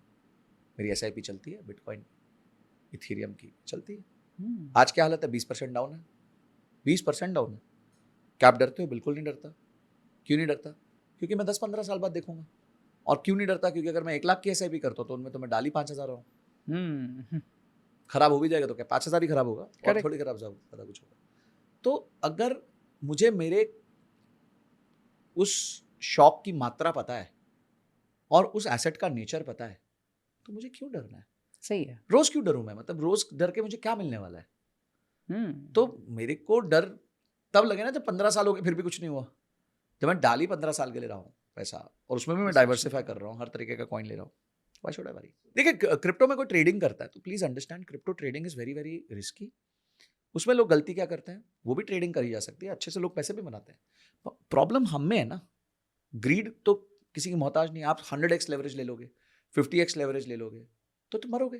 आप 5x लेवरेज लो, 10x लेवरेज लो, उससे ज़्यादा मत लो। उसके थ्रू ट्रेड करो, छोटे क्वांटम से ट्रेड करो, ट्रेड करना सीखो, पहले पेपर ट्रेड करो। नहीं जी, हमें तो खिचड़ी जाके सेंटर से खानी है, गर्मा गर्म खिचड़ी आई एकदम सेंटर में हाथ डालना, तो हाथ जलेगा भाई। साइड से खाओ, आराम से शांति से बैठ के खाते रहो। सेंटर में किसी दिन पहुंचोगे तब तक सेंटर ठंडा हो चुका होगा। यानी आप एसेट क्लास को समझ चुके होगे। बिना भाई आप समझिए, आप मेडिकल का पहला दिन है किसी का और उसको बोले जाके ऑपरेशन कर दे, कर पाएगा? नहीं। बोले नहीं सर, मैंने तो यूट्यूब पे वीडियो देखी थी ऑपरेशन कैसे करेंगे, तो आप करा दोगे ऑपरेशन? आपको पता चले आपके डॉक्टर अभी यूट्यूब से पढ़ के आया है, आपका पायलट जो है वो यूट्यूब से पढ़ गया है और आपका हवाई जहाज चला रहा है तो नहीं दोगे ना आप। तो इसी तरीके से आप यूट्यूब पे एक वीडियो देख के सोच रहे हो मैं क्रिप्टो में ओवर ट्रेड करके मतलब पैसा बना लूंगा, that's never gonna happen. Learn it, अच्छे से करो, कोई प्रॉब्लम नहीं है। कोई भी चीज़ गलत नहीं होती, सीखना पड़ता है उसको। अमेजिंग। सर ऐसी और क्या क्या मिस्टेक्स है जो आपके क्लाइंट्स करते हैं? मतलब मुझे आप ऐसी 3 मिस्टेक्स बताइए, रियल लाइफ एग्जांपल के साथ बताइए, जो शायद आपको लगता है कि यार ज़्यादातर इंडियंस ये मिस्टेक करते हैं और अगर वो ये सीख जाए तो वो अपने फंड्स को कभी घुमाएंगे नहीं। देखिए, सबसे बड़ी मिस्टेक जो लोग करते हैं वो है over buying of mutual funds. ठीक है, मतलब बेसिकली किसी के पोर्टफोलियो में 50 म्यूचुअल फंड्स हैं, किसी के पोर्टफोलियो में 40 म्यूचुअल फंड्स हैं। जू बना के रखा है, बंदर, घोड़ा, हाथी, गधा सब है वहाँ पे। कैसे है जी? वो हर महीने जाते हैं, ऐप देखते हैं तो वहाँ देखते हैं पिछले क्वार्टर में ये सबसे बेस्ट परफॉर्मिंग फंड था, Correct. चलो जी उसमें SIP कर लेते हैं, चलो जी इसमें SIP कर लेते हैं, चलो जी इसमें SIP कर लेते हैं। तो please avoid that mistakes, learn to stick with someone. आप शादी करते हो या फिर आप रिलेशनशिप में जाते हो, थोड़ी अनबन होती है तो क्या छोड़ देते हो क्या? नहीं छोड़ते ना, लर्न, टॉलरेंस आती है, रहना सीखते हो साथ में, एक दूसरे से एडजस्ट करना सीखते हो। इसी तरह ये आपने 20 साल के लिए एक म्यूचुअल फंड खरीदा है, 6 महीने तो बेचारे को करेक्ट हो सकता है 6 महीने अच्छा परफॉर्म नहीं करेगा, फिर आके कर लेगा। आपने उसके फंडामेंटल्स चेक कर लिए, उसके रेशियोज चेक कर लिए, आपने आपको कन्विंस कर लिया, then after that stick to it यार। ट्रू कब तक रोज ये टिंडर बम्बल करते रहोगे? तो I think that is one big mistake. तो सर इसमें एक सवाल ये है कि कितने म्यूचुअल फंड्स हैं मार्केट में और उसमें से सिलेक्ट कैसे करें? क्योंकि चलो मेरे साथ भी वैसे ही होता है, हम कोई ऐप में देखते हैं, अरे हाँ ये अच्छा परफॉर्म कर रहा है, चलो इसमें SIP कर देते हैं, जैसे एग्जैक्टली आपने बताया। तो अगेन सवाल ये है कि कैसे सिलेक्ट करो, ये अच्छा है कि ये अच्छा है? क्योंकि टेक्निकल चीज़ें क्या क्या चीज़ें चेक करनी पड़ती है अगर as a consumer point of view से देखो तो मैं देखिए, पहले तो आपने गोल सेट कर लिया, गोल के हिसाब से आपने कैटेगरी फाइनल कर लिया। आपने फॉर एग्जांपल आपने फाइनल की फ्लेक्सी कैप कि मैं कोई फ्लेक्सी कैप फंड में इन्वेस्ट करना चाहता हूँ। फ्लेक्सी कैप में 28 स्कीम्स है आज के दिन, 26 या 28 स्कीम्स है। अब 26 से 28 स्कीम्स के बीच में इवैल्यूएट कैसे करें इसको? एक 26 से 28 बच्चों की क्लासरूम समझिए। एक क्लास में 28 बच्चे हैं उसमें, ठीक है जी। अब उस 28 बच्चे में आप कैसे सिलेक्ट करेंगे कि कौन सा बेस्ट बच्चा है? अब हम कैसे सिलेक्ट करते हैं कि अगर वो क्लास में हर महीने टेस्ट हो रहा है तो हर महीने का टॉपर को हम बेस्ट मान लेते हैं। यही हमारी एटीट्यूड है इस टाइम कि भाई जनवरी के मंथ में टेस्ट हुआ तो विरल भाई बेस्ट निकले, तो जो अब विरल भाई हो गए। फरवरी में हुआ तो भाई संजय बेस्ट निकले, संजय हो गए। मार्च हुआ सिद्धार्थ बेस्ट निकला, सिद्धार्थ हो गए। तो अभी ये एटीट्यूड चल रहा है। इस एटीट्यूड को थोड़ा चेंज करने की जरूरत है। इसमें आपको 3 पॉइंट्स देखने हैं और इसके लिए मैं आपको एक उदाहरण देता हूँ। विरल भाई मुझे मैथ्स में 40 मार्क्स आए, गुड और बैड? कितने में से? प्रिसाइसली, ठीक है। तो यहाँ मुझे ना आंसर मिलता है बैड बैड बैड। क्यों? क्योंकि मन में सबने सोच लिया 100 में से 40 आया। फिर मैं बोलता हूँ कि विरल भाई मुझे 50 में से 40 आया। विरल भाई बोले वेरी गुड, बहुत अच्छी बात है। फिर मैं आपको तीसरी इन्फॉर्मेशन देता हूँ। विरल भाई बची हुई क्लास जो है ना 27 बच्चों की, उनका एवरेज 45 है। अब बताओ मेरा अच्छा है कि बुरा है? बुरा है। फिर विरल भाई को मैं फोर्थ इन्फॉर्मेशन देता हूँ कि पिछले सेमेस्टर में मुझे 35 आए थे, इस बार 40 आए, तो आपने इंप्रूव किया, वेरी गुड। अब देखो 40 एज अ नंबर में कोई चेंज नहीं आया, पर पहले वो खराब था, फिर वो अच्छा हो गया, फिर वो फिर से खराब हो गया, फिर से वो फिर से अच्छा हो गया। क्यों? क्योंकि आपने उसको कॉन्टेक्स्ट दे दिया। नंबर्स का अपने आप में कोई स्टैंडिंग नहीं होता है। एक किसी नंबर का, फ्लैट नंबर का कोई स्टैंडिंग नहीं होता। कोई म्यूचुअल फंड 12% रिटर्न देके भी अच्छा होगा और कोई म्यूचुअल फंड 18% रिटर्न देके भी खराब होगा। अब ये कैसे पता करना है? ये पता करने के लिए आपको म्यूचुअल फंड को इवैल्यूएट करना है उसके बेंचमार्क के अगेंस्ट और उसकी कैटेगरी एवरेज के अगेंस्ट। जब कोई म्यूचुअल फंड आता है तो वो ये डिसाइड करता है कि मैं किस बेंचमार्क को बीट करूंगा। जैसे अगर कोई फ्लेक्सी कैप फंड है तो वो मोटा मोटी NSE 500 को अपना बेंचमार्क रखता है कि मैं ये NSE 500 का इंडेक्स है, इतना ये जितना रिटर्न देगा उससे ज्यादा दूंगा, ठीक है।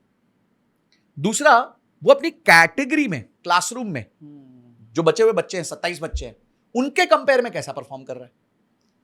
तो ठीक है जी, जनवरी के महीने में उस पर्टिकुलर फंड ने बेंचमार्क को भी तोड़ दिया और कैटेगरी एवरेज को भी तोड़ दिया, वेरी गुड।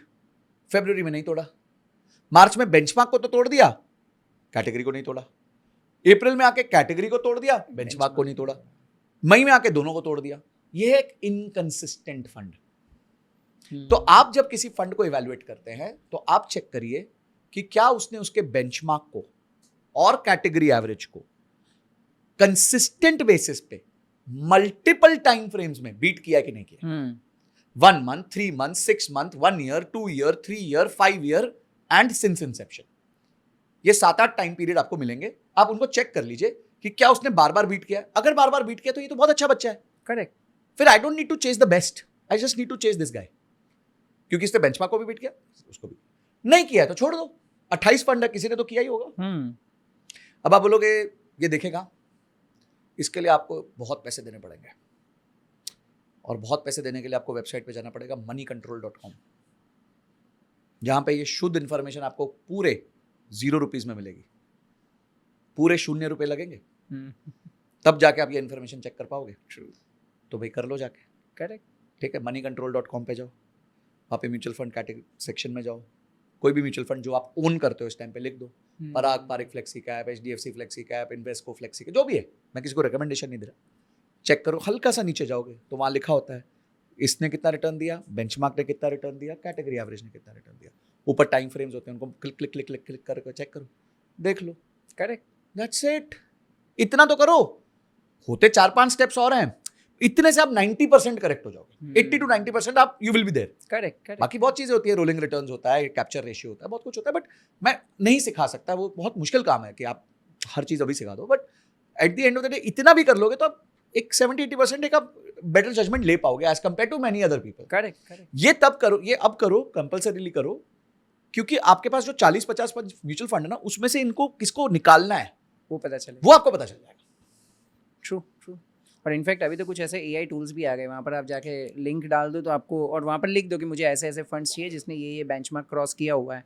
मैं एक स्क्रीनर बना रहा हूँ, मेरा खुद का स्क्रीनर बना रहा हूँ, it will be called Sanjay Kathuria screener, तो उससे जो मेरे रूल्स के हिसाब से म्यूचुअल फंड होते हैं वो अपने आप आ जाएंगे सामने। ओके, तो hopefully it will be ready soon. Amazing, amazing, amazing. तो सर ये पहली मिस्टेक हो गई जो कि म्यूचुअल फंड का पूरा बास्केट बना लिया। हाँ। और क्या क्या? सेकंड मिस्टेक हो गई वही कि जर्नी में टिके नहीं, पिच पे बने नहीं, और वो इसलिए हुआ क्योंकि आपका वाई, हाउ मच और व्हेन क्लियर नहीं है। ठीक है, तो वाई, हाउ मच और व्हेन क्लियर करना बहुत जरूरी है। और तीसरी मिस्टेक है, गोल को या तो अंडर एस्टिमेट करते हैं या ओवर एस्टिमेट करते हैं। एक जन आके बोलता है सर मेरे को 100 करोड़ रुपए चाहिए, मैंने बोला क्यों? बोला सर 100 करोड़ से नीचे थोड़ी रिटायर कर पाओगे इंडिया में। मैंने है, बैठो अभी क्या खर्चा कर रहे हो? बोला 50,000 रुपये महीना करता हूँ। बोला अच्छा कब रिटायर होना है? बोलते 10 साल बाद। बोला 10 साल बाद ये 50,000 कितना हो जाएगा? बोला सर 5 लाख हो जाएगा। कैसे? बोला कैसे हो जाएगा 5 लाख? 50,000 का 5 लाख कैसे होगा 10 साल में? पहले मेरे को ये बता दो। 26% सालाना तुम्हारा खर्चा बढ़ेगा।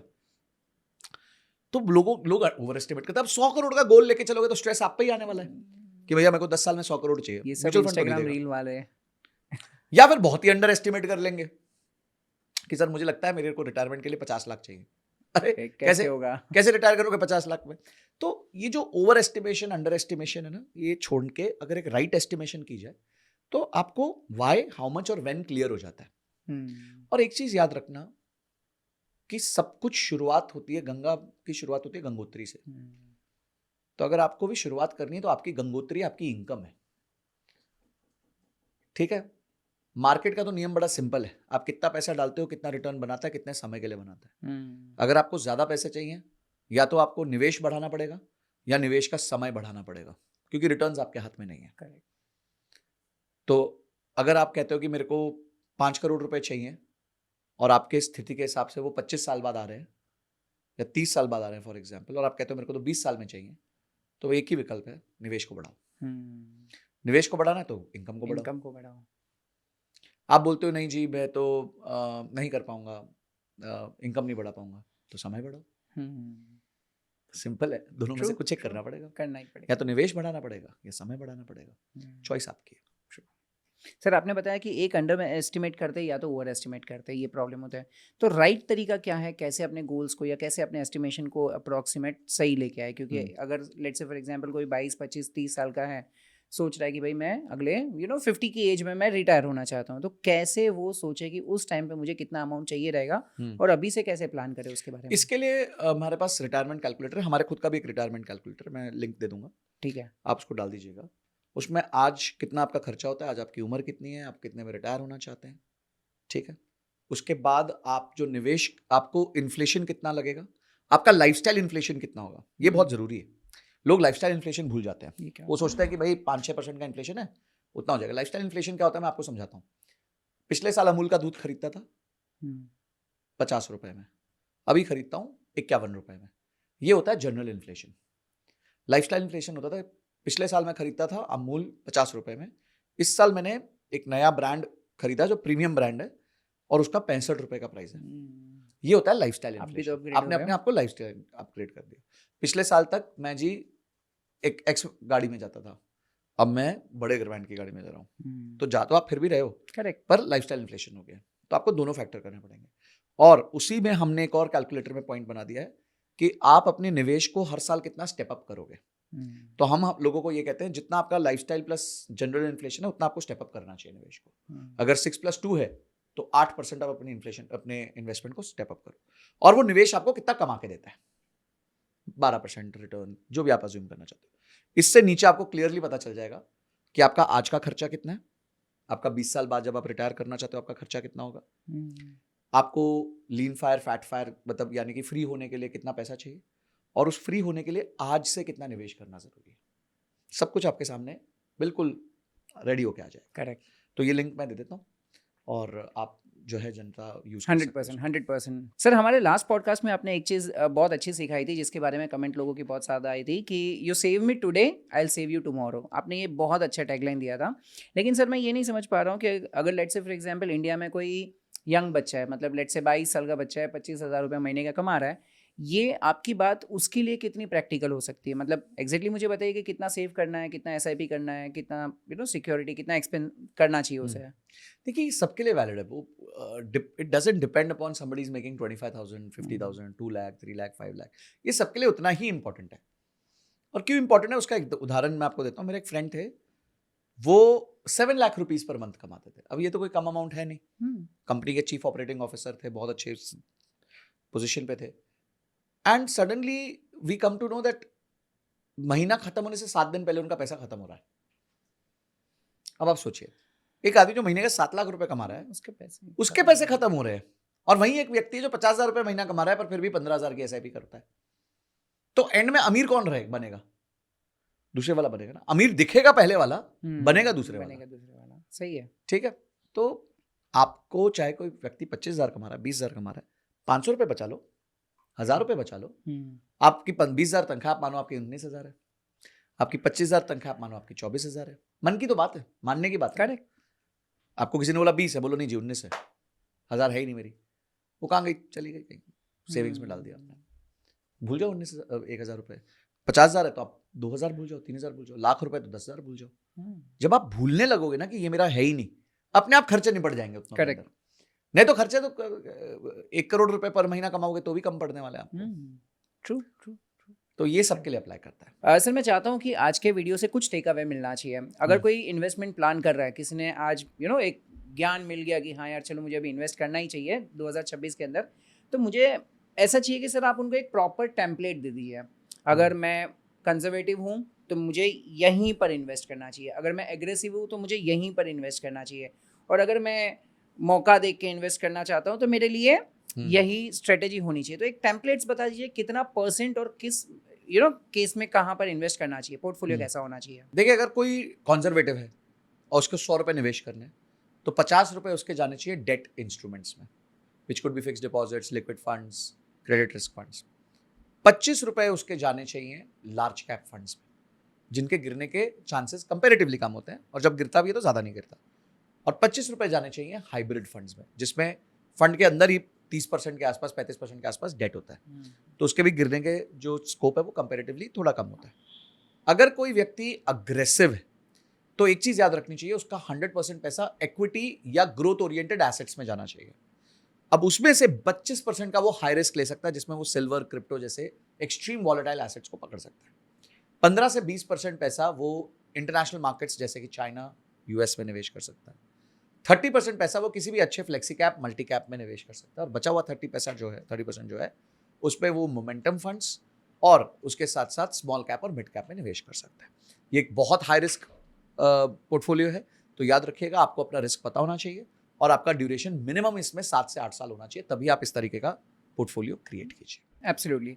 सर ये मैं चाहता हूँ कि अगर आप किसी के सैलरी के ऊपर भी अगर हम टेम्पलेट बना सके, let's say for example if I am earning 25,000 a month, तो मुझे कहाँ इन्वेस्ट करना चाहिए। इफ आई एम अर्निंग 75,000 तो क्या करना चाहिए, और अगर मान लो 2 लाख रुपया है तो क्या कहाँ पर कैसे इन्वेस्ट करना चाहिए, उसके हिसाब से कुछ टेम्पलेट बन सकता है। तीनों को सबसे पहले अपना इमरजेंसी फंड बनाना चाहिए। The first investment you should make is towards your emergency fund. तो अगर 25,000 रुपये महीना कोई व्यक्ति कमा रहा है, तो मैं मानता हूँ उसका 15,000 का खर्चा है, 15,000 के आसपास है, तो उसके पास 1 लाख के आसपास की एक FD होनी चाहिए। अब 10,000 रुपये महीना उसके पास बच रहा है, तो 1 लाख की FD बनाने में उसको 10 महीने लगेंगे। करेक्ट। 10 महीने वो रेकरिंग डिपॉजिट में पैसा डालता रहे, उसके बाद निवेश करने का सोचे। Similarly for 75,000, similarly for 2 lakh वाला, उनको भी यही करना है। तो सबको जो है 8 से लेके 10 महीने लगेंगे minimum to create their emergency fund. 1 साल पकड़ लेते हैं। 1 साल बाद जब आपका इमरजेंसी फंड बन चुका है, आपने इंश्योरेंसेस ले लिया है, तो अब आप निवेश की तरफ चलिए। जो भी आपका पैसा आप निवेश कर रहे हैं, ठीक है, जो अगर 25,000 वाला व्यक्ति है तो उसमें से उसको कोशिश करके सबसे पहले तो गोल बेस्ड करना चाहिए। अगर वो गोल बेस्ड नहीं कर रहा, लेगेसी के लिए कर रहा है, तो 70 to 80% इक्विटी में डाल सकता है। ओके, ठीक है, तो 70 to 80% इंडियन इक्विटी में डाल दे, और जो बचा हुआ 20% है उसमें गोल्ड ले ले, और गोल्ड के साथ साथ वो थोड़ा सा वॉलेटाइल एसेट्स ले ले। ठीक है, अगर कोई व्यक्ति 75,000 रुपये महीना कमा रहा है तो उसके लिए जो है 70% वो इक्विटी कर सकता है, 10% वो इंटरनेशनल इक्विटी कर सकता है, और 20% वो हाईली वॉलेटाइल एसेट्स और गोल्ड में डाल सकता है। और जो व्यक्ति 2 लाख रुपए कमा रहा है वो 60% इंडियन इक्विटी कर ले, 20% इंटरनेशनल इक्विटी कर ले, और बचे हुए 20% में गोल्ड और वॉलेटाइल एसेट्स कर ले। इस तरीके से आप अपना पोर्टफोलियो क्रिएट कर सकते हैं। अमेजिंग अमेजिंग सर, ये बहुत ही अच्छा टेम्पलेट दे दिया, और मैं ये सारे टेम्पलेट्स का लिंक PDF बनाकर मैं नीचे डिस्क्रिप्शन में दे दूंगा, आप डाउनलोड कर लीजिएगा। और अगर आप अब तक देख रहे हो तो आई एम वेरी श्योर कि आपको बहुत ज़्यादा वैल्यू मिलती होगी, क्योंकि सिर्फ 25% लोग ऐसे हैं जिन्होंने ये चैनल को सब्सक्राइब किया हुआ। तो मेरे भाई सब्सक्राइब कर लो और बेल आइकन को हिट कर लो, जिससे कि ऐसे और भी वैल्यूएबल वीडियोस आपको हरदम मिलते रहे। Coming back to topic, sir कोई ऐसा पर्सन है जो 2026 में इन्वेस्टमेंट को लेके एकदम सीरियस बनना चाहता है, आप उसे 3 स्टेप चेकलिस्ट बता दीजिए। मतलब उसे पहले क्या करना चाहिए, फिर क्या डिसाइड करना चाहिए, और फिर क्या ऑटोमेट करना चाहिए। मतलब सारी चीज़ें बता दीजिए जिससे वो अपने इन्वेस्टमेंट को प्लान कर सके। सबसे पहले उसको अपने गोल्स क्रिएट करने चाहिए कि उसके गोल्स क्या है इन्वेस्टमेंट को लेके। Again, why, how much, when, ये 3 क्वेश्चन का जवाब उसको सबसे पहले देना है।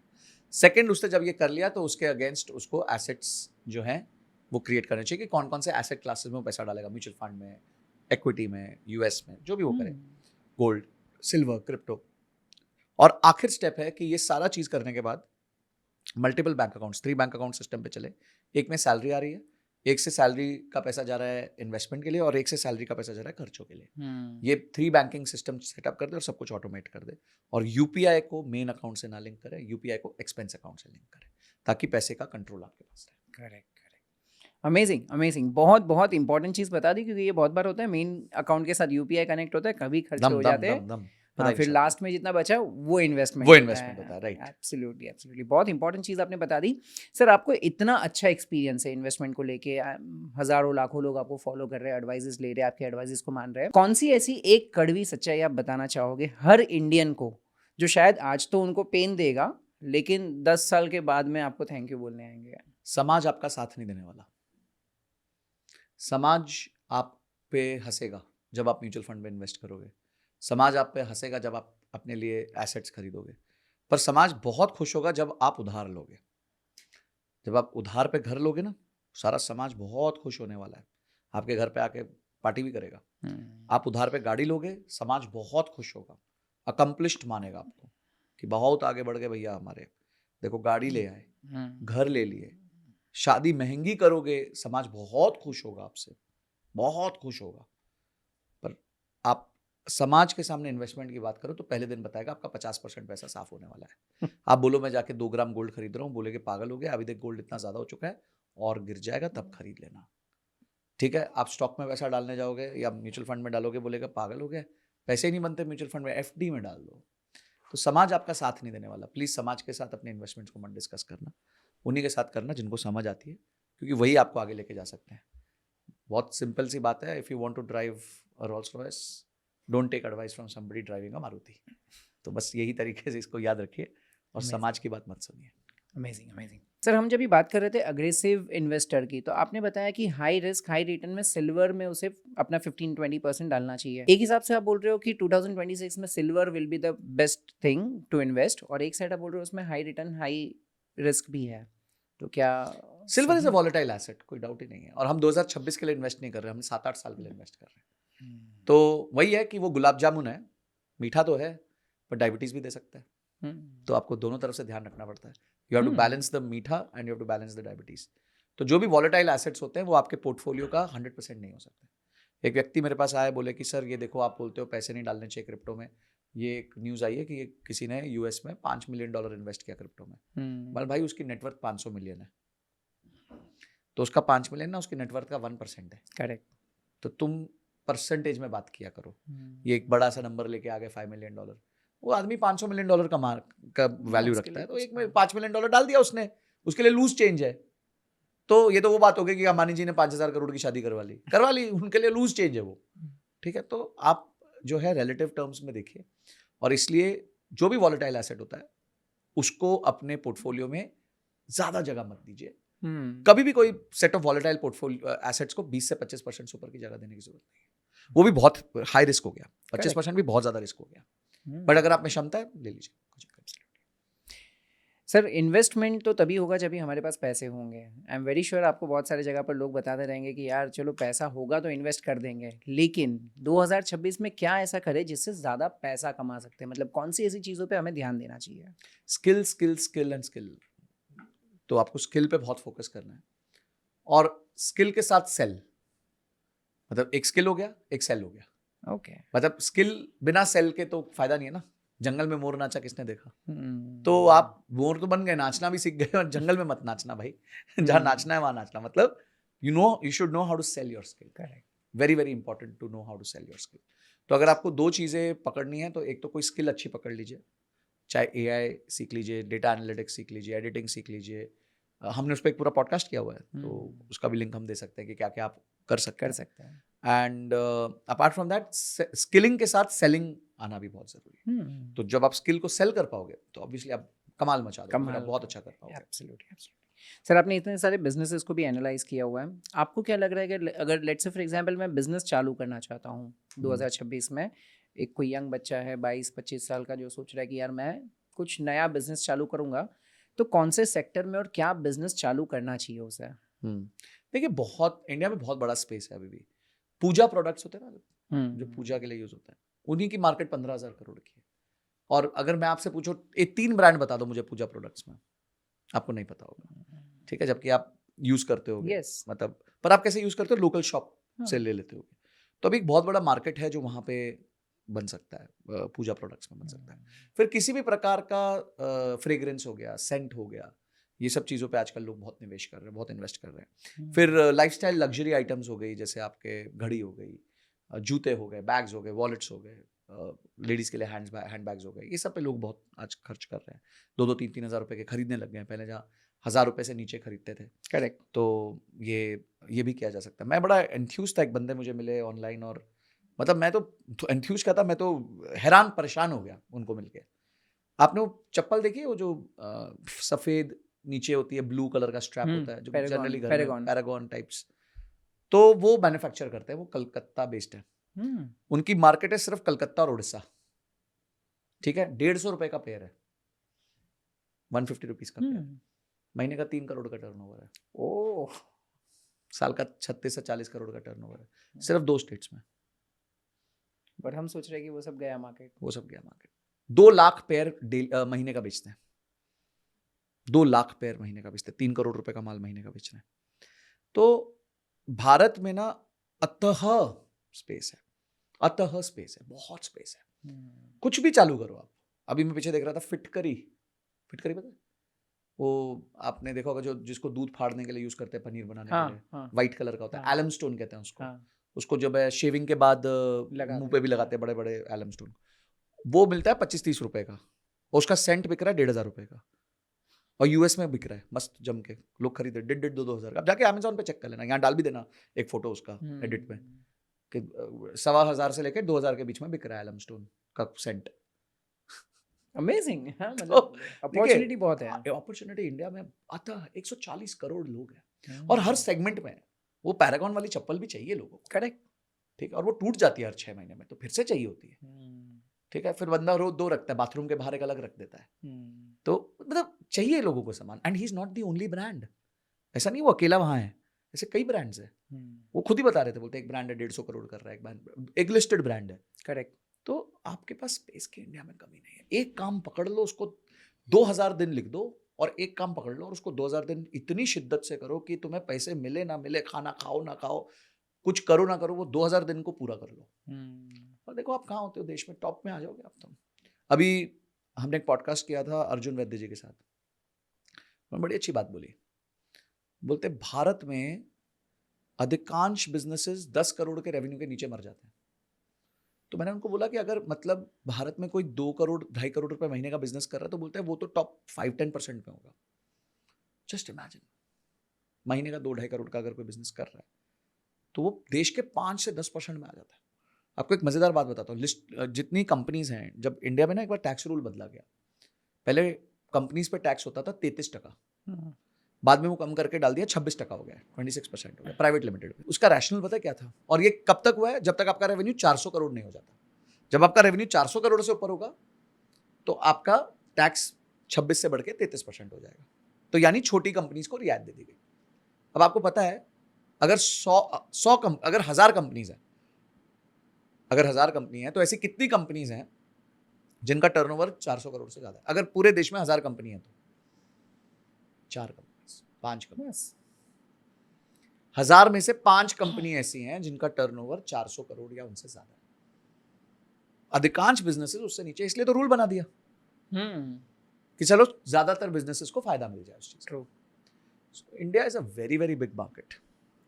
मैंने जैसे आपको मिड कैप स्मॉल कैप का बताया कि कुछ 10 साल 15 साल पहले लार्ज कैप 80% होता था, वो 60 रह गया, बचा हुआ मिड कैप स्मॉल कैप खा गया। करेक्ट। तो ये तो छोटी कंपनी ही तो थी जो आगे जाके बड़ी हुई हैं। सो इंडिया में तो मैं तो बहुत बुलिश हूँ इंडिया को लेकर। मुझे लगता है कि भारत एक ऐसा बाजार है जो अगले 20-25 साल में आपको बहुत अच्छे रिटर्न्स देगा। चाहे आप व्यापारी बनना चाहते हो, चाहे आप नौकरी करना चाहते हो, चाहे आप फ्रीलांस बिजनेस करना चाहते हो, चाहे आप निवेशक बनना चाहते हो, चारों सिनेरियो में आपको ये बाजार बहुत पैसा देने वाला है। टिके रहो, डटे रहो, स्किलिंग्स करते रहो, सीखते रहो और बस रहो, पिच पे रहो। करेक्ट। आउट मत हो जाना। करेक्ट। आउट हो जाओगे तो फिर कुछ नहीं होगा। बहुत बहुत डीप बात सर आपने बता दी एंड आई एम 100% श्योर ये बहुत सारे लोगों को वैल्यू इससे मिलती रहेगी। सर इसी के साथ हम एक लास्ट सेक्शन में आते हैं जहाँ पर मैं कुछ आपको कंपैरिजंस बताऊंगा और आपको 1 मिनट के अंदर उसके आंसर्स देने हैं। ठीक है। राइट सर, जब इन्वेस्टमेंट की बात करें तो 2 ऑप्शन हमारे पास अभी आज की तारीख में ज़्यादा आ रहा है, गोल्ड या सिल्वर। 2 में से किस में ज़्यादा इन्वेस्ट करना चाहिए? अगर आप सेफ्टी चाहते हो गोल्ड, अगर आप थोड़ा वॉलेटिलिटी और हाई रिटर्न्स चाहते हो तो सिल्वर। ओके। क्रिप्टो या equity? Equity. Crypto very small.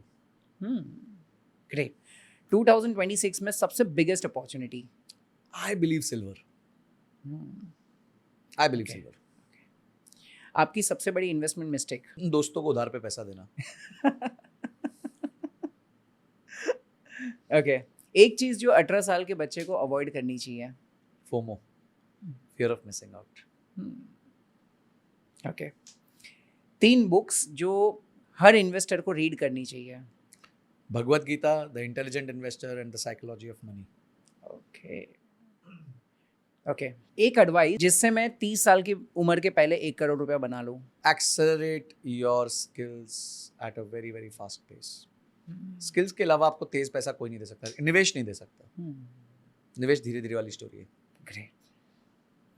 Amazing amazing sir, बहुत बहुत सारी चीज़ें सीखने मिली। मैं जब जब आपको मिलता हूँ मतलब इतने सारे वैल्यू बॉम्ब्स लेके जाता हूँ, मतलब मैं पर्सनली आपके सामने बैठ के इतनी सारी चीज़ें सीखने मिलती है मुझे, तो आई एम वेरी श्योर जो लोग हमें देख रहे हो उनको तो बहुत सारी चीज़ें सीखने मिली होगी। मेरे भाई कमेंट में मुझे बताना आपकी सबसे बड़ी वैल्यू क्या थी, सबसे बड़ा वैल्यू आपको इस पॉडकास्ट से क्या मिला है। और अगर आप चाहते हो कि हम सर को फिर से बुलाएं और फिर से एक नए टॉपिक पे बात करें तो मुझे कमेंट में बताइए कि कौन से टॉपिक पे आप बात करना चाहते हो।